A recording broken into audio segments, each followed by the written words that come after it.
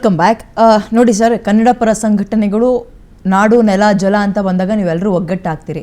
But ಎಲ್ಲ ಸಲವೂ ನೀವೊಂದು ಹಂತಕ್ಕೆ ಹೋಗ್ತೀರಿ, ಅದು ಬಂದ್ ಅಂತ. ನೀವು ಬಂದ್ ಮಾಡಿ ಬಿಡಿ ಅನ್ನುವಂಥದ್ದು ನನ್ನ ಪ್ರಶ್ನೆ ಅಲ್ಲ. ಬಟ್ ಬಂದ್ ಮಾಡೋದ್ರಿಂದ ನಮಗೆ ಇಂಥ ವಿಚಾರಗಳಲ್ಲಿ ಎಷ್ಟು ಸಪೋರ್ಟ್ ಸಿಗತ್ತೆ ಅಥವಾ ಎಷ್ಟು ಲಾಸ್ ಆಗತ್ತೆ? ಖಂಡಿತ ಮೇಡಮ್, ಇದು ಬಂದು ಅನ್ನೋದು ಕೂಡ ಕಡೆ ನಿರ್ಧಾರ ಆಗಿರಬೇಕು. ಬಂದಿಂದ ಇದು ಉಪಯೋಗ ಏನೂ ಇಲ್ಲ. ಆದರೆ ನಮ್ಮನ್ನು ಆಳುವಂಥ ಪಕ್ಷಗಳು, ಅದು BJP ಇರ್ಬೋದು, ಕಾಂಗ್ರೆಸ್ ಇರ್ಬೋದು, JDS ಇರ್ಬೋದು, ಇವರು ಧ್ವನಿ ಎತ್ತಬೇಕಾಗಿರೋಂಥದ್ದು ಸದನದಲ್ಲಿ, ಕೇಂದ್ರದಲ್ಲಿರ್ಬೋದು, ರಾಜ್ಯದಲ್ಲಿರ್ಬೋದು, ಇವರು ಧ್ವನಿ ಎತ್ತಬೇಕಾಗಿರೋಂಥದ್ದು.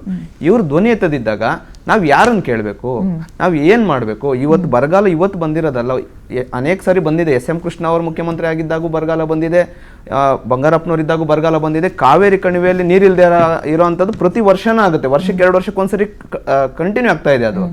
ಆದರೆ ಆ ಪ್ರತಿ ಸಾರಿನೂ ಈಗ ಇವ್ರು ಹೇಳ್ತಿದ್ದು, ದಿಲೀಪ್ ಅವರು ಹೇಳೋ ಪ್ರಕಾರವಾಗಿ ಅದು ಏನು ಕಾವೇರಿ ಟ್ರಿಬ್ಯುನಲಲ್ಲಿ ನಿರ್ಧಾರ ಆಗಬೇಕು ಅಂತ. ಆದರೆ ಇಲ್ಲಿ ರಾಜಕೀಯ ಅಂತ ಬಂದಾಗ ಅವ್ರಿಗೆ ಅಧಿಕಾರ ಬೇಕಾಗಿದ್ದಾಗ ಬಾವಿಗಿಳಿದು ಇಡೀ ಸದನನೇ ಹಾಳಾಗ್ಬಿಡುತ್ತೆ. ಆ ದಿನಗಳೆಲ್ಲನೂ ಸಮಯನೇ ಹಾಳು ಮಾಡಿ ಬಾವಿಗಿಳಿದು ಹೋರಾಟ ಮಾಡ್ತಾರೆ. ಇವತ್ತು ಎಷ್ಟು ಜನ MP ಗಳಿದ್ದಾರೆ, ಎಷ್ಟು ಜನ MLAಗಳು, ಮಂತ್ರಿಗಳಿದ್ದಾರೆ, ಯಾರು ಇದ್ರ ಬಗ್ಗೆ ಮಾತಾಡಿದ್ದಾರೆ? ಯಾಕೆ ಈಗ ಇವ್ರು ಹೇಳ್ತಾ ಇದ್ದಾರೆ ಅದು ಅಲ್ಲೇ ತೀರ್ಮಾನ ಆಗಬೇಕು ಅಂತ? ನಮ್ಮ ದೇಶದ ಪ್ರಧಾನಮಂತ್ರಿಗಳು ಇದ್ರ ಬಗ್ಗೆ ಯಾಕೆ ಮಾತಾಡೋದಿಲ್ಲ? ಈಗ ನೀವು ಕರೆಕ್ಟಾಗಿ ಹೇಳಿದ್ರಿ, ತಮಿಳುನಾಡಲ್ಲಿ ಅವರು ರಾಜಕಾರಣನೇ ಮಾಡ್ತಿದ್ದಾರೆ. ಅವರು ಅಷ್ಟು ಒಗ್ಗಟ್ಟಿಂದ ಅವ್ರಿಗೆ ಕುಡಿಯೋ ನೀರು ಅವಶ್ಯಕತೆ ಇಲ್ಲ, ಅವ್ರಿಗೆ ರೈತರಿಗೆ ಬೆಳೆಯೋಕ್ಕೋಸ್ಕರ ಕೇಳ್ತಿದ್ದಾರೆ ನೀರು. ನಮಗೆ ಕುಡಿಯೋಕ್ಕೆ ನೀರಿಲ್ದಿದ್ದಾಗ ಅವರು ಬೆಳೆಯೋಕ್ಕೋಸ್ಕರ ಅಷ್ಟು ಒಂದು ಎಷ್ಟು ನಮ್ಮ ಕರ್ನಾಟಕದ ಮೇಲೆ ದ್ವೇಷ ಇಟ್ಕೊಂಡು ಕೇಳ್ತಿದ್ದಾರೆ. ಆದರೆ ನಮ್ಮ ಇಲ್ಲಿನ ರಾಜಕಾರಣಿಗಳಿಗೆ ರೈತರ ಮೇಲೆ ಎಷ್ಟು ಕಾಳಜಿ ಇದೆ, ಕನ್ನಡಿಗರ ಮೇಲೆ ಎಷ್ಟು ಕಾಳಜಿ ಇದೆ? ಯಾಕೆ ಕೇಳೋದಿಲ್ಲ ಇವು? ಇನ್ನು ಯಾರನ್ನ ಕೇಳಬೇಕು ನಾವು? ನಿಮ್ಮನ್ನು ಮತ ಕೊಟ್ಟು ಇಷ್ಟಿಷ್ಟು ಸೀಟುಗಳನ್ನ ಕಳಿಸಿರೋದೇನಕ್ಕೆ? ನೀವು ಸುಮ್ಮನೆ ಅಲ್ಲಿನ ಪೋಸ್ ತಗೊಂಡ್ಬರಕ್ಕ? ನಾವು ಇನ್ಯಾರನ್ನ ಕೇಳಬೇಕು? ಹೋರಾಟ ಮಾಡಿದ್ರೆ ಇನ್ನೇನು ಮಾಡ್ಬೇಕು ಹೇಳಿ ಮೇಡಮ್? ಇಂಥ ದಾರಿಯಲ್ಲಿ ಹೋಗಿ ಅಂತೇಳಿ ನಮ್ಗೆ ಅಧಿಕಾರ ಇದೆಯಾ ಕನ್ನಡಿಗರಿಗೆ? ಇಲ್ಲ ಸರ್, ಆರಂಭದಲ್ಲಿ ನಿಮಗೆ ಫಸ್ಟೇ ಕ್ಲೈಮ್ ಮಾಡ್ಬಿಟ್ಟೆ, ನೀವು ಬಂದ್ ಮಾಡಿ ಅಥವಾ ಮಾಡಬೇಡಿ ಅನ್ನೋದು ನನ್ನ ವಾದ ತಕರಾರು ಅಲ್ವೇ ಅಲ್ಲ. ಪಕ್ಷ ಅವಾಗ್ಲಾದ್ರೂ ಬಂದಿಂದ ಪ್ರಯೋಜನಗಳು ಇದೆಯಾ ಜನರಿಗೆ ತಿಳಿಸಿ. ಅಲ್ಲ, ಖಂಡಿತ ಮೇಡಮ್, ಬಂದಿಂದ ಪ್ರಯೋಜನ ಅಂತೂ ನಮ್ಗೆ ನಷ್ಟ. ನಮ್ಗೆ ಒಂದು ದಿನ ಸುಮಾರು ಕೋಟ್ಯಾಂತರ ರೂಪಾಯಿ ನಷ್ಟ ಆಗುತ್ತೆ, ತೊಂದರೆ ಆಗುತ್ತೆ, ಮತ್ತೆ ಮಕ್ಕಳಿಗೆ, ಮಧ್ಯಮ ವರ್ಗದವರಿಗೆ, ವ್ಯಾಪಾರಸ್ಥರಿಗೆ, ಎಲ್ರಿಗೂ ಲಾಸ್ ಆಗುತ್ತೆ ಮೇಡಮ್. ಪ್ರತಿಯೊಬ್ಬರಿಗೂ ಲಾಸ್ ಆಗುತ್ತೆ. ಹೆಚ್ಚಾಗಿ ನಾವು ಮಾಡ್ತಾ ಇರೋದು ತಮಿಳುನಾಡಿನ ವಿರುದ್ಧ. ಬಟ್ ಅವರಿಗೆ ₹1 ಲಾಸ್ ಆಗಲ್ಲ, ಅವ್ರಿಗೆ ಲಾಸ್ ಆಗೋದಿಲ್ಲ. ಖಂಡಿತ ಈಗ ನಮ್ಮ ಸರ್ಕಾರ ಕಡೆ ಪಕ್ಷ ಅವಾಗ್ಲಾದ್ರೂ ಕೇಂದ್ರ ಸರ್ಕಾರ ಈ ಕಡೆ ಗಮನ ಹರಿಸುತ್ತೇನೋ ನೋಡೋಣ ಅನ್ನೋ ಕಾರಣಕ್ಕೆ ಕ್ರಿಯೇಟ್ ಮಾಡಬೇಕು. ಅಷ್ಟು ಬಿಟ್ರೆ ನಮ್ಗೆ ಜನರಿಗೆ ತೊಂದರೆ ಕೊಡುವಂತ ಉದ್ದೇಶ ಅಲ್ಲ. ಇವತ್ತು ಎಷ್ಟು ಜನ ಎಷ್ಟು ಕಷ್ಟಪಟ್ಟು ಒಂದು ಬಂದ್ ಮಾಡ್ಬೇಕಂತ ಸುಮ್ಮನೆ ಇಲ್ಲ ಮೇಡಮ್. ಅದು ಎಷ್ಟು ಕೇಸ್ಗಳಾಗುತ್ತೆ ಅವತ್ತು. ಇವತ್ತಿಗೂ ನಮ್ಮ ಮುಖ್ಯಮಂತ್ರಿಗಳು ಪ್ರತಿ ಮುಖ್ಯಮಂತ್ರಿ ಬಂದಾಗ ಕನ್ನಡಿಗರ ಮೇಲೆ ಕೇಸ್ ವಾಪಸ್ ತಗೊಂತೀನಿ ಅಂತ ಹೇಳಿದ್ದಾರೆ. ಎಷ್ಟು ಕೇಸ್ ವಾಪಸ್ ತಗೊಂಡಿದ್ದಾರೆ? ಓಕೆ ವಿಜಯ್ ಸರ್, ಈಗ ಕೃಷ್ಣ ಅಂತ ಬಂದಾಗ ನಮಗೆ ಸಮಸ್ಯೆ ಆಗಲ್ಲ, ಎಲ್ಲ ರಾಜ್ಯದವರು ಕೂಡ ಕ್ಲೀನಾಗಿ ಹಂಚ್ಕೊಳ್ತಾರೆ. ಕಾವೇರಿ ಅಂತ ಬಂದಾಗಲ ಯಾವಾಗ್ಲೂ ನಮಗೆ ಪೆಟ್ಟಿಯಾಗಿ ಬರುತ್ತೆ. ಇಲ್ಲಿ ಏನ್ ಪ್ರಾಬ್ಲಮ್ ಆಗ್ತಾ ಇದೆ ಅಂದ್ರೆ, ಒಂದು ಕ್ಯಾಚ್ಮೆಂಟ್ ಏರಿಯಾ ಕಡಿಮೆ, ಒಂದು ಸರ್ ಏನೋ ಲಿಮಿಟೆಡ್ ಕ್ಯಾಚ್ಮೆಂಟ್ ಏರಿಯಾಸ್ ಇರೋದ್ರಿಂದ, ಆಮೇಲೆ ಪದೇ ಪದೇ ಅಲ್ಲಿ ರೈನ್ ಫೇಲ್ಯೂರ್ಸ್ಗಳು ಜಾಸ್ತಿ ನೋಡ್ತಾ ಇರ್ತೀವಿ ನಾವು. ಸೊ ಹಾಗಾಗಿ ಆ ಥರ ಇಲ್ಲಿ ಆದರೆ ನೀವು ಈಗ ನಿಮಗೆ ತುಂಗಭದ್ರಾ ಇದಕ್ಕಾದರೆ ಮಲೆನಾಡು ನಿಮಗೇನೋ ಶಿವಮೊಗ್ಗ, ಚಿಕ್ಕಮಂಗ್ಳೂರು ಬೆಲ್ಟಲ್ಲಿ ಏನೋ ಸತತವಾಗಿ ಮಳೆ ಬರ್ತಾ ಇದೆ, ಅಲ್ಲಿ ನಡೀತಾ ಇದೆ. ಬಟ್ ಇಲ್ಲಿ ಏನಾಗುತ್ತೆ, ಒಂದು ಆಮೇಲೆ ಡಿಪೆಂಡೆನ್ಸಿ ಇಲ್ಲಿ ತುಂಬ ಇದೆ. ಮೇನ್ಲಿ ಡ್ರಿಂಕಿಂಗ್ ವಾಟರ್ ಡಿಪೆಂಡೆನ್ಸಿ ತುಂಬ ಇದೆ ನಮ್ಮದು. ಈಗ ಏನಾಗುತ್ತೆ, ಅಟ್ಲೀಸ್ಟ್ ಅಗ್ರಿಕಲ್ಚರ್ ಸ್ವಲ್ಪ ಆದರೂ ಮುಂದೂಡ್ಬೋದು ನೀವು, ಬಟ್ ಡ್ರಿಂಕಿಂಗ್ ವಾಟರ್ ಹೇಗೆ ಮುಂದೂಡ್ತೀರಾ? ಇದರಲ್ಲಿ ವಾದ ಇನ್ನೊಂದು ಏನಂತ ನಮ್ಮದು ಇದರಲ್ಲಿ ಆಗಬೇಕಿತ್ತು ಅಂದರೆ, ಒಂದು ನಮ್ಮಲ್ಲಿ ಮಾನ್ಸೂನ್ ಈಗ ರಿಸೀಡಿಂಗ್ ಮಾನ್ಸೂನ್, ನಮ್ಮದು August 15th ಆದರೆ ಮಾನ್ಸೂನ್ ನಮ್ಮದು ಫುಲ್ ರಿಸೀಡ್ ಆಗಿಬಿಡುತ್ತೆ. ಇಲ್ಲೊಂದು ವಾದದಲ್ಲಿ ನಾವೇನು ಸ್ಟ್ರಾಂಗ್ ಪಾಯಿಂಟ್ ಆಗಿ ಪಿಚ್ ಮಾಡಬೇಕು ಅಂದರೆ, ಇನ್ನು ತಮಿಳ್ನಾಡಲ್ಲಿ ನಾರ್ತ್ ಈಸ್ಟ್ ಮಾನ್ಸೂನ್ ಬರೋಕ್ಕಿದೆ. So they have got enough of opportunity to get rain. ನಮಗೆ ಈ ಅಪರ್ಚುನಿಟಿ ಕ್ಲೋಸ್ ಆಗಿ ಮುಗಿತಾ ಬರ್ತಾ ಇದೆ, ಅಲ್ಲಿ ಶುರು ಆಗ್ತಾ ಇದೆ. So that should be one of our ವಾದ. ನಿಮ್ಮಲ್ಲಿ ಅಟ್ಲೀಸ್ಟ್ ಆಪ್ಷನ್ ಇದೆ. And what we are asking is, ನಮಗೆ ಡ್ರಿಂಕಿಂಗ್ ವಾಟರ್ ನಮ್ಮ ಹತ್ರ ಇರೋದೇ 15 TMC ನೀರು, ಅದರಲ್ಲಿ 6 TMC ನೀರು ಡೆಡ್ ಸ್ಟೋರೇಜ್, ಅದೇನಕ್ಕೂ ಉಪಯೋಗ ಇಲ್ಲ, ಹೂಳು ತುಂಬಿಕೊಂಡಿದೆ. ಅದನ್ನು ಜಾಗ ಹಿಂಗೆ ತೊಗೊಂಡಿದ್ದೀವಿ ನಾವು, ಅದನ್ನು ಅಳತೆಗೆ ತೊಗೊಂಡಿದ್ದೀವಿ. ಬಟ್ ದಟ್ ಈಸ್ ಆಫ್ ನಮಗೆ ಡೈಲಿ ಮಂತ್ಲಿ 2 TMC ನೀರು ಬರೀ ಕುಡಿಯೋದಕ್ಕೆ ಬೇಕು, ಬೆಂಗಳೂರು ಒಂದಕ್ಕೆ. ಸೊ ನಮಗೆ ಡ್ರಿಂಕಿಂಗ್ ವಾಟರ್ದೇ ಶಾರ್ಟೇಜ್ ಇದೆ. At the end of the day the life of a person, ಏನೋ fundamental right, water is a fundamental right. ಆ ಫಂಡಮೆಂಟಲ್ ರೈಟಿಗೆ ಧಕ್ಕೆ ಆಗ್ತಾ ಇದೆ ಇವತ್ತು. ಸೊ ಹಾಗಾಗಿ ಆ ನಿಟ್ಟಿನಲ್ಲಿ ನಾನು ಇದನ್ನು ಪೂರ್ಣ ಪ್ರಮಾಣದಲ್ಲಿ ಒಪ್ಕೊಳ್ಳಲ್ಲ. ನಮ್ಮ ಕಡೆಯವರು ವಾದ ಮಾಡಿಲ್ಲ, ಯಾಕೆಂದರೆ they are all learned persons who have gone there. ಅವ್ರದ್ದು what this one they have done it. Distress ಮ್ಯಾನೇಜ್ಮೆಂಟಲ್ಲಿ ಮಾಡಬೇಕಿತ್ತು, ಆಗಲಿಲ್ಲ. ಅಲ್ಲಿ ಅನ್ಯಾಯ ಆಗಿದೆ, ನಮಗೆ ಅನ್ಯಾಯ ಆಗ್ತಾನೆ ಇರುತ್ತೆ. ಅದು ಒಂದು ಹಿಸ್ಟ್ರಿ ಇದೆ ಅದಕ್ಕೆ. You are right. ಅಂದ್ರೆ ಇಲ್ಲಿನ ಪರಿಸ್ಥಿತಿ ಏನು ಅಂತ ಅರ್ಥ ಮಾಡಿಸ್ತಾ ಇದ್ದಾರೆ, ಇಲ್ಲ ಅಂತ ಹೇಳ್ತಾ ಇಲ್ಲ. ಅಂಡ್ ಇಲ್ಲಿ ನೀರಿಲ್ಲ, ಅಲ್ಲಿ ನೀರಿದೆ, ನೀರ್ ಸಿಗ್ಲಿಕ್ಕೂ ಅವಕಾಶ ಇದೆ ಅನ್ನೋದನ್ನ ಅರ್ಥ ಮಾಡಿಸ್ತಾ ಇಲ್ಲ. ಅಂಡ್ ಬರೋ ನೀರ್ನ ಹಿಡಿದಿಟ್ಕೊಳ್ಳೋ ತಾಕತ್ ಇದ್ದಾಗ್ಲೂ ಕೂಡ ಮೈ ಬಗ್ಸಿ ಅವ್ರೊಂದು ಡ್ಯಾಮ್ ಕಟ್ಟಕ್ ಮುಂದಾಗ್ತಾ ಇಲ್ಲ. ಇಂಥ ಪಾಯಿಂಟ್ಗಳನ್ನ ಯಾಕೆ ನಮ್ಮವರು ಅರ್ಥ ಮಾಡಿಸ್ತಾ ಇಲ್ಲ? ಎಲ್ಲಿ ವೀಕ್ ಆಗ್ತಾ ಇದ್ದಾರೆ? ಅಲ್ಲ, ಏನಾಗಿದೆ ಅಂದ್ರೆ ಕೆಲವು ಕಡೆ ಒಂದು ಪೊಲಿಟಿಕಲ್ ವಿಲ್ ಇರ್ಬೋದು. Somewhere we may have failed. ಯಾವ ಪಾರ್ಟಿ ಈ ಪಾರ್ಟಿ ಅಂತ ಇಲ್ಲ, ಎವ್ರಿಬಡಿ ಹ್ಯಾವ್ ಫೇಲ್ಡ್. ಏನಾಗುತ್ತೆ, ನಮಗೀಗ ತೊಂದರೆ ಬಂದಾಗ ನಾವು ಯೋಚನೆ ಮಾಡ್ತೀವಿ, ಎಲ್ಲರೂ ಕೂತ್ಕೊಳ್ತೀವಿ. ತೊಂದರೆ ಹೋಗಿದ ತಕ್ಷಣನೇ ದೆನ್ ನಮ್ಮ ಪ್ರಯಾರಿಟಿಗಳು ಚೇಂಜ್ ಆಗುತ್ತೆ. ಹಂಗೆ ಆಗಬಾರ್ದು. ಒಂದು ಕಮಿಟಿ ಇರಬೇಕು, ಇನ್ನು ಕರ್ನಾಟಕನೇ ಆಗಲಿ ಅದನ್ನೇ ಮುಂದೆ ಹೋಗೋಕ್ಕೆ ಅದನ್ನು ನೋಡಬೇಕು. ಅಲ್ಲಿವರೆಗೆ ನಾವು ಸಾಲ್ವ್ ಆಗಲ್ಲ ಈ ಪ್ರಾಬ್ಲಮ್. ಇದೇನಾಗುತ್ತೆ, ನಾವು ಇವತ್ತು ನಾವು ಎಲ್ಲರೂ ಸೇರಿದ್ದೀವಿ, ಹೋರಾಡ್ತೀವಿ, ಮತ್ತು ನಾಳೆ ಬಂದಾಗ ನಮ್ಮ ಪ್ರಯಾರಿಟೀಸ್ಗಳು ಚೇಂಜ್ ಆಗಿಬಿಡುತ್ತೆ. ಆ ಥರ ಆಗಲೇಬಾರ್ದು. There should be some formula which can really take up this matter to the end. Correct. Unless we do that, logical ending, unless we take that, this problem is not going to solve. ಆಮೇಲೆ supply side management ನಾವು ಮಾಡಿಲ್ಲ ಅಂದ್ರೆ ಇದು next every year ಇನ್ನು ಕಡಿಮೆನೇ ಆಗುತ್ತೆ ಹೊರತು ಜಾಸ್ತಿ ಆಗಕ್ಕೆ ಸಾಧ್ಯನೇ ಇಲ್ಲ. ಇನ್ನು ಇದು ಸಾಧ್ಯನೇ ಇಲ್ಲ. ನೀವು ಇದನ್ನ ವರ್ಷ ಪ್ರಾಬ್ಲಮ್ ಆಗುತ್ತೆ, ಯಾಕಂದ್ರೆ ಒಳಹರಿವು ಕಡಿಮೆ ಆಗುತ್ತೆ ಬಿಕಾಸ್ ಆಫ್ ದ ಅವ್ರ ಮೇಲೆ ಜಗಳ, ಇವ್ರ ಮೇಲೆ ಜಗಳ ಮಾಡ್ಕೊಳ್ಳೋದ್ರಿಂದ ಬಗೆಹರಿಲ್ಲ. ಮಂಜು ಅವರೇ, ಸರ್ವಪಕ್ಷಗಳ ಸಭೆ ಕರಿತೀವಿ, ಮಾತಾಡ್ತೀವಿ, ಇವೆಲ್ಲವೂ ಸರಿ. ಆ ಸರ್ವಪಕ್ಷಗಳ ಸಭೆ ಜೊತೆಗೆ ತುಂಬಾ ಇಂಪಾರ್ಟೆಂಟ್ ಆಗಿ ಅವರು ಲೆಕ್ಕಕ್ಕೆ ತಗೋಬೇಕಾಗಿದ್ದು ರೈತರನ್ನ. ಬರಗಾಲ ಆರಂಭ ಆದಾಗಿನಿಂದ ಕಾವೇರಿ ಇಶ್ಯೂ ಹಿಂಗ್ ರೈಸ್ ಆಗುತ್ತೆ ಅಂತ ಗೊತ್ತಿದ್ರು ಕೂಡ ಆ ಭಾಗದ ಎಷ್ಟು ಜನ ರೈತರನ್ನ ಕರೆಸಿ ಎಷ್ಟು ಸಲ ಮೀಟಿಂಗ್ ಮಾಡಿದೆ ಕಾಂಗ್ರೆಸ್ ಸರ್ಕಾರ. ಕಾಂಗ್ರೆಸ್ ಸರ್ಕಾರ ಅಂದ್ರೆ ತಪ್ಪಾಗುತ್ತೆ, ಬೇಡ ಸರ್ಕಾರ ಅಂತ ತಗೊಳ್ಳೋಣ. ಮೇಡಮ್, ರೈತರನ್ನ ಕರೆದು ಮಾತಾಡ್ಸೋದು ಒಂದು ವರ್ಷಕ್ಕೊಂದ್ಸರಿ ಮೇಡಮ್.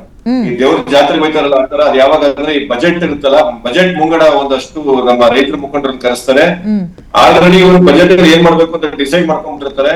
ಆದ್ರೆ ಅದೊಂದು ಪದ್ಧತಿ ಬಂದ್ಬಿಟ್ರಿಂದ ವಾಡಿಕೆಗೋಸ್ಕರ ಕರೆಸ್ತಾರೆ, ಮಾತಾಡಿಸ್ತಾರೆ, ಒಂದಷ್ಟು ಲೆಟರ್ಸ್ ಹತ್ರ ಕಳಿಸ್ತಾರೆ. ಬಿಟ್ರೆ ಈ ತರ ಒಂದು ಸಮಸ್ಯೆ ಇರುವಂತ ಸಮಯದಲ್ಲಿ ಕರ್ಕೊಂಡು ಅವ್ರನ್ನ ಮಾತಾಡೋದಾಗ್ಲಿ, ಏನ್ ಬೇಕು ಏನ್ ಬೇಡ ಅಂತ ಕೇಳಿದ್ರೆ ಯಾವ ಪಕ್ಷಗಳು ಮಾಡಿಲ್ಲ. ಮಧ್ಯದಲ್ಲಿ ಒಂದ್ಸರಿ ಒಂದ್ಸರಿ ಕುಮಾರಸ್ವಾಮಿ ಅವ್ರು ಪ್ರಯತ್ನ ಪಟ್ಟಿರೋ ಬಿಟ್ರೆ ಯಾರು, ಎಸ್ಪೆಷಲಿ ಇಂತಹ ಸಮಯದಲ್ಲಿ ಯಾರು ಅದನ್ನ ಮಾಡಿಲ್ಲ.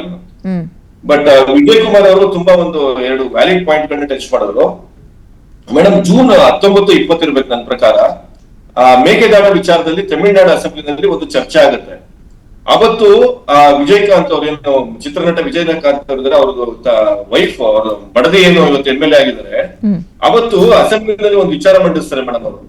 ಏನಂತ ಹೇಳಿದ್ರೆ, ತಮಿಳುನಾಡು ಸರ್ಕಾರ ಏನಿದೆ ಅದು optimum utilisation of water resource ಅಂತ ಹೇಳಿದ್ರೆ ಏನು, ಕರ್ನಾಟಕ ಇಂದ ಆಂಧ್ರ ಇಂದ ಏನು ನಮ್ಗೆ ನೀರು ಒಳಗಡೆ ಬರ್ತಾ ಇದೆ, ಈಗ ಆಲ್ರೆಡಿ ಬರ್ತಾ ಇದೆ, ಅದನ್ನ ಸಮರ್ಪಕವಾಗಿ ನಿರ್ವಹಣೆ ಮಾಡ್ಕೊಂಡ್ರೆ ನಾವು ಪ್ರತಿ ಸರಿ ಅವ್ರನ್ನ ಹೋಗಿ ನೀರ್ ಕೊಡಿ ಅಂತ ಕೇಳೋದಿರಲ್ಲ, ಮತ್ತೆ ಅವ್ರ ಮೇಲೆ ನಾವು ಆತರ ಹೋರಾಟ ಮಾಡೋ ಅವಶ್ಯಕತೆ ಇರಲ್ಲ ಅಂತ ಒಂದು ಹೇಳಿಕೆ ಕೊಡೋದ್ರ ಮೂಲಕ ಒಂದು ಪ್ರಬುದ್ಧ ರಾಜಕಾರಣವನ್ನ ಅವರು ಅವತ್ತು ಅಸೆಂಬ್ಲಿನಲ್ಲಿ ತೋರಿಸಿದ್ದಾರೆ.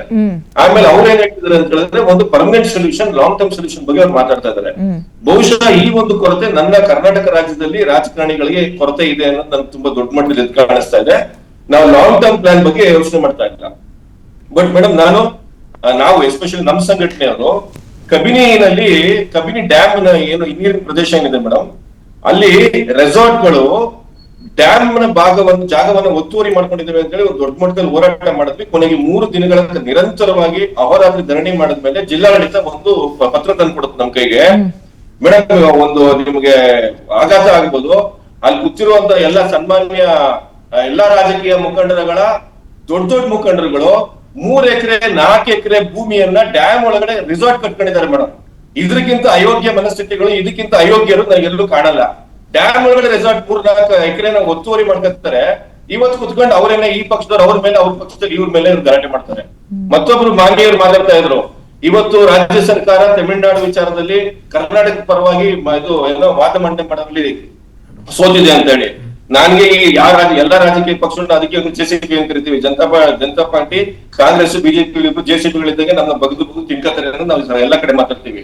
ಹಂಗಾದ್ರೆ ನಾನ್ ಕೇಳೋದು ಪ್ರಶ್ನೆ ನನ್ನ ಸ್ನೇಹಿತರಿಗೆ, ಮಾದಾಯಿನಲ್ಲಿ ಹಂಗಾರೆ ನೀರ್ ಸೋತ್ರ? ಮಹದಾಯಿ ವಿಚಾರದಾಗ ನಾನು ರೈತರನ್ನ ರೆಪ್ರೆಸೆಂಟ್ ಮಾಡ್ತಾ ಇದ್ದೀನಿ ಇವತ್ತು. ಬರೀ ನಾನು ಕಾವೇರಿ ಕೊಳ್ಳದ ರೈತನಾಗಿ ಮಾತಾಡ್ತಾ ಇಲ್ಲ, ಈ ರಾಜ್ಯದ ರೈತನಾಗಿ ಮಾತಾಡ್ತಾ ಇದ್ದೀನಿ. ಮಹದಾಯಿನಲ್ಲಿ 3 ಕಡೆ ನೀವೇ ಕುತ್ಕೊಂಡಿದ್ದಾಗ ಯಾಕೆ ಸೋತ್ರಿ? ನಮ್ಗೆ ಈ ರೀತಿಯ ರಾಜಕೀಯ ಕೆಸರಾಟ ಬಿಟ್ಬಿಟ್ಟು ಪರ್ಮನೆಂಟ್ ಸೊಲ್ಯೂಷನ್ ಬಗ್ಗೆ ಮಾತಾಡೋಣ, ವಾಟರ್ ರಿಸೋರ್ಸ್ ಬಗ್ಗೆ ಮಾತಾಡೋಣ, ವಾಟರ್ ಮ್ಯಾನೇಜ್ಮೆಂಟ್ ಬಗ್ಗೆ ಮಾತಾಡೋಣ. ಮೇಕೆದಾಟು ಇವತ್ತು ಮೊನ್ನೆ ಬೆಳಗ್ಗೆ ನಮ್ಗೆ ಬಂದು ಹೇಳ್ತೀರಿ ಮೇಕೆದಾಟು ಡ್ಯಾಮ್ ಕಟ್ಕೊಳಕ್ಕೆ ಯಾವ ಪರ್ಮಿಷನ್ ಬೇಕಾಗಿಲ್ಲ ಅಂತ. ನಿಮ್ದೇ ಪಕ್ಷ ಗೊತ್ತಿತ್ತಲ್ಲ, ಅವತ್ತು ಯಾಕೆ ಡ್ಯಾಮ್ ಕಟ್ಟಿಲ್ಲ ನೀವು? ಮೇಡಮ್ ಬಿಡಿ ಮೇಕೆದಾಟು ಇದು. ಮೇಡಮ್ ನಾನು ಸ್ವಲ್ಪ ಅಡ್ವಾನ್ಸ್ ಆಗಿ ಮಾತಾಡ್ತಾ ಇರ್ಬೋದು ಈ ವಿಚಾರನ. ಕಾಂಗ್ರೆಸ್ ಪಕ್ಷದವರು ಇದ್ರಲ್ಲೊಂದು ರಾಜಕೀಯ ಮಾಡ್ತಾ ಇದಾರೆ. ಮೇಕೆದಾಟು ಇವತ್ತು ನಮಗೆ ಏನೇ ಮಾತಾಡ್ತಾ ಇರ್ಲಿ ಮೇಡಮ್, ಇದರಿಂದ ಒಂದು ದೊಡ್ಡ ಈ ಬಿಡದಿ ಹೋರಾಟ ಏನ್ ನಡೀತಾ ಇದ್ರೆ ನಮ್ದು ಇವತ್ತೇನು ನಾವು ಭೂಮಿ ಬಿಟ್ಕೊಡಲ್ಲ ಅಂತ ಹೇಳ್ತಾ ಇದ್ದೀವಿ. ಆ ಟೌನ್ಶಿಪ್ ಬಿಡದಿಗೂ ಮೇಕೆದಾಟು ಡ್ಯಾಮ್ಗೂ ಮತ್ತೆ ಡೇಟಾ ಸೆಂಟರ್ಗೂ ನೇರ ಸಂಪರ್ಕ ಇದೆ ಮೇಡಮ್. ಇದೊಂದು ದೊಡ್ಡ ಕ್ಯಾಪಿಟಲಿಸ್ಟ್ ಗಳ ಷಡ್ಯಂತ್ರ. ಇದು ರೈತರ ಹೆಸರುಗಳನ್ನ ಹೇಳ್ಕೊಂಡು ಡ್ಯಾಮ್ ಕಟ್ಕೊಂಡು ರೈತರನ್ನ ಭೂಮಿಯನ್ನ ನುಂಗೋದಕ್ಕೆ ಏನ್ ಹೊಟ್ಟಿದ್ದಾರೆ, ಇದೆಲ್ಲವೂ ಒಂದಕ್ಕೊಂದು ಕನೆಕ್ಷನ್ಸ್ ಇದೆ. ಸೊ ಇವ್ರಿಗೆ ತಮ್ಮ ಸ್ವಾರ್ಥಕ್ಕೆ ಇರುವಂತ ದೂರದೃಷ್ಟಿ ಈ ರಾಜ್ಯದ ರೈತರ ಬಗ್ಗೆ ಆಗ್ಲಿ, ಈ ರಾಜ್ಯದ ಜನಗಳ ಬಗ್ಗೆ ಆಗ್ಲಿ ಇಲ್ಲ. ಇದನ್ನ ನಾನು ಘಂಟಾಘೋಷವಾಗಿ ರೆಕಾರ್ಡ್ ಮಾಡಕ್ ಇದು ಮಾಡ್ತೀನಿ. ಇವ್ರ ಸ್ವಾರ್ಥಗಳು ಏನೇ ಇರ್ಲಿ, ನಮ್ದು ಪ್ರತಿರೋಧ ನಿರಂತರವಾದ ಹೋರಾಟವನ್ನ ನಾವು ಖಂಡಿತ ಇಟ್ಕೋತೀವಿ. ಹೋರಾಟ ಮೇಡಮ್ ಇವರೆಲ್ಲ ಏನ್ ಬಂದ್ರು ಮೇಡಮ್ ನಮ್ಮ ಮನೆಗೆ 5 ವರ್ಷಕ್ಕೊಂದ್ಸರಿ ಏನ್ ಬಂದ್ರು, ಮತ ಭಿಕ್ಷೆಗಳನ್ನ ಕೇಳ್ಕೊಂಡು ಭಿಕ್ಷುಕರ ತರ ಬಂದ್ರು, ನಿಮ್ಗೆ ಸೇವೆ ಮಾಡಕ್ ಅವಕಾಶ ಕೊಡಿ ಅಂತ. ಇವತ್ತು ನಾವು ಕೊಟ್ಟ ಮೇಲೆ ಸ್ವಾರ್ಥಿಗಳಾಗ್ಬಿಡ್ತಾರೆ. ಇವ್ರನ್ನ ಎಚ್ಚರಿಸಕ್ಕೋಸ್ಕರ ನಾವು ಅವಾಗ ಹೋರಾಟ ಮಾಡ್ತಾನೆ ಇರ್ಬೇಕು. ನಿಮ್ಮನ್ನ ಕಳಿಸಿರೋದು ನಮ್ ಕೆಲಸ ಮಾಡೋದಕ್ಕೆ, ನೀವು ಅಲ್ಲಿ ಹೋಗ್ಬಿಟ್ಟು ದರ್ಪ ತೋರಿಸಿ ಅಂತ ಅಲ್ಲ ಅನ್ನೋದಕ್ಕೋಸ್ಕರ ನಾವು ಬೀದಿ ಚಳುವಳಿ, ಬೀದಿ ಹೋರಾಟ ಮಾಡ್ತಾನೆ ಇರ್ಬೇಕು ಈಗ ಎಚ್ಚರಿಸಕ್ಕೆ. ಓಕೆ ಬಂದೆ ಮಂಜು ಅವರೇ. ಚಾಂದ್ ಪಾಷಾ ಅವರೇ, ಈಗ ಸುಪ್ರೀಂ ಕೋರ್ಟ್ ಇನ್ ಕೇಸ್ ನೀರು ಬಿಡ್ಲಿಲ್ಲ ಅಂದ್ರೆ ಅವ್ರು ಕೋರ್ಟಿಗೆ ಹೋಗ್ತಾರೆ, ನಾವು ಕೂಡ ಸುಪ್ರೀಂ ಕೋರ್ಟಿಗೆ ಹೋಗ್ಬೇಕು, ನ್ಯಾಯಾಂಗನಿಂದನೇ ಅಂತ ಆರೋಪ ಹೊರಿಸ್ತಾರೆ. ಅಗೇನ್ ಸುಪ್ರೀಂ ಕೋರ್ಟ್ ಇಲ್ಲಿ ತನಕ ಹೇಳಿ ಕಳಿಸಿರೋದೇನು, ಅವರಿಬ್ರು ಏನ್ ಡಿಸಿಷನ್ ತಗೊಳ್ತಾರೆ ಅದೇ ಫೈನಲ್, ಮತ್ತೆ ಈ ಚಿಕ್ಕ ಪುಟ್ಟ ವಿಚಾರ ಇಟ್ಕೊಂಡು ನಮ್ಮ ಹತ್ರ ಬರ್ಬಿಡಿ ಅಂತ ಆಲ್ರೆಡಿ ವಾರ್ನಿಂಗ್ ಮಾಡಿದೆ. ಈ ಸಲವೂ ಹಂಗೆ ಮುಂದುವರೆದ್ರೆ ನೀರು ಬಿಡ್ಲೇಬೇಕು ಅಂತ ಪರಿಸ್ಥಿತಿ ಬಂದಾಗ ಏನ್ ಮಾಡ್ತೀರಿ? ನಂಬರ್ 1. ಎರಡನೇ ಪ್ರಶ್ನೆ ಇನ್ನೊಂದು, ತಮಿಳುನಾಡು ಭಾಗದಲ್ಲಿ ಅದು ಬರಗಾಲ ಇರಲಿ ಮಳೆ ಬರಲಿ, ಅಲ್ಲಿನ CMಗಳು ಅದು ಯಾವುದೇ ಪಕ್ಷದವರಾಗ್ಲಿ ಅವ್ರು ಏನು ಹೇಳ್ತಾರೆ ಗೊತ್ತಾ, ನೀವು ಬೆಳೆ ಬೆಳೀರಿ, ನೀರು ತರೋ ಜವಾಬ್ದಾರಿ ನಮ್ದು ಅಂತಾರೆ. ನಮ್ಮಲ್ಲಿ ಇನ್ನೂ ಮುಂಗಾರು ಆರಂಭ ಆಗಿರಲ್ಲ, ಅಷ್ಟೊತ್ತಿಗೆ DK ಶಿವಕುಮಾರ್ ಅವರು ಕ್ಲೇಮ್ ಮಾಡ್ತಾರೆ, ಅಥವಾ ನಮ್ಮ ರಾಜ್ಯದ CM ಕ್ಲೇಮ್ ಮಾಡ್ತಾರೆ, ಮಳೆ ಕಡಿಮೆ ಇದೆ, ನೀರು ಬಿಡ್ಲಿಕ್ಕಾಗಲ್ಲ, ನೋಡ್ಕೊಂಡು ರೈತರು ಬೆಳೆ ಹಾಕ್ಬೇಕು, ಮಳೆ ಆಶ್ರಿತ ಬೆಳೆಗಳನ್ನು ಬೆಳೆಯಕ್ಕೆ ಹೋಗ್ಬೇಡಿ ಅಂತಾರೆ. ನಮ್ಮವ್ರು ಬೆಳೆ ಬೆಳಿಬೇಡಿ ಅನ್ನೋದು ಹೆಂಗಿದೆ, ನೀವು ಬೆಳೆ ಬೆಳೀರಿ, ನೀರು ನಾವು ತಂದು ಕೊಡ್ತೀವಿ ಅನ್ನುವ CMನ ಮಾತು ಹೆಂಗಿದೆ, ಹೆಂಗ್ ನೋಡ್ಬೇಕು? ಬರಗಾಲದ ಛಾಯೆ ಪ್ರಾರಂಭ ಆಗಿದೆ, ಬೆಳೆಗಳನ್ನ ಬೆಳಿಬೇರೆ ಅಂತ ಹೇಳಿದ ಉದ್ದೇಶ ಇಷ್ಟೇ. ಈಗೇನು ಬೆಳೆ ಬೆಳಿತೀರಿ, ಮುಂದೆ ಮತ್ತೆ ಬೆಳೆಗೆ ನೀರು ಬೇಕು, ಅದು ಫಲ ಕೊಡ್ಬೇಕಾದ್ರೆ ಒಬ್ಬರೇ ಇಂತ ಸ್ಟೇಟ್ಮೆಂಟ್ ಕೊಟ್ಟಿದ್ದಾರೆ ಅಂತಾನು ನಾನು ಹೇಳಕ್ ಹೋಗಲ್ಲ. ಬರಗಾಲ ಬಂದಾಗೆಲ್ಲ ಆಯಾ ಸಂದರ್ಭಕ್ಕೆ ತಕ್ಕಂತೆ ಮುಖ್ಯಮಂತ್ರಿಗಳು ಮಾತಾಡಿರ್ತಾರೆ.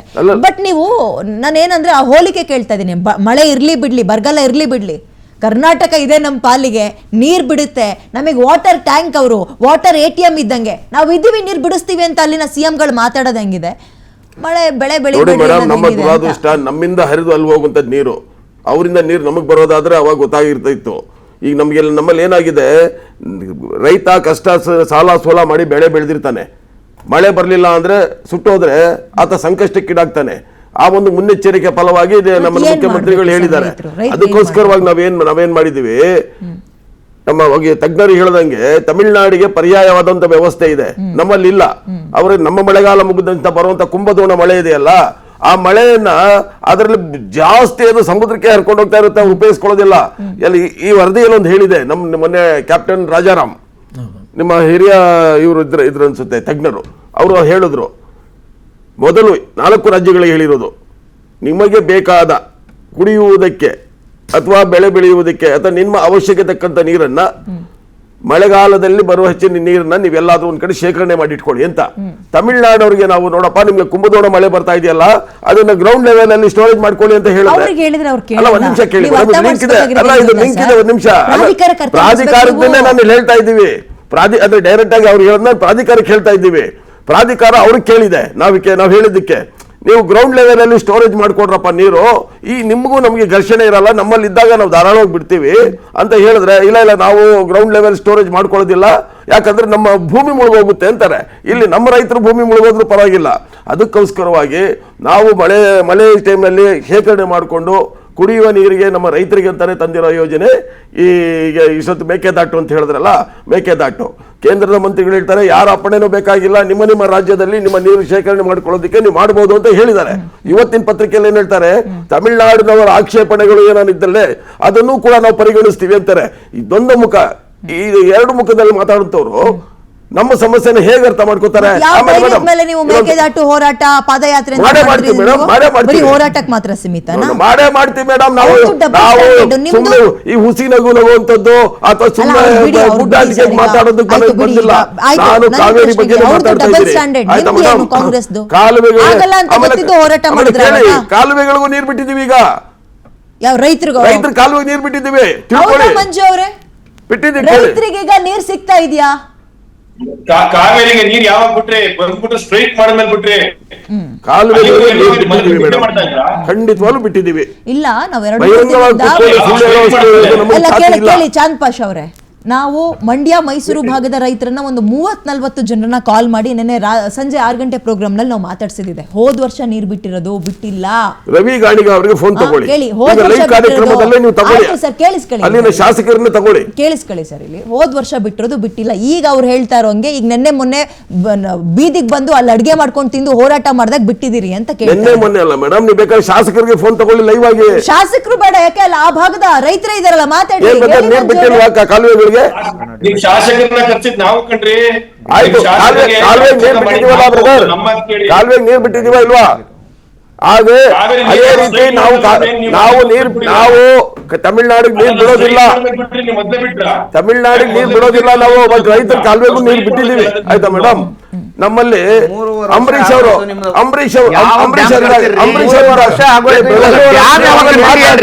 ಕೊಟ್ಟಿರೋ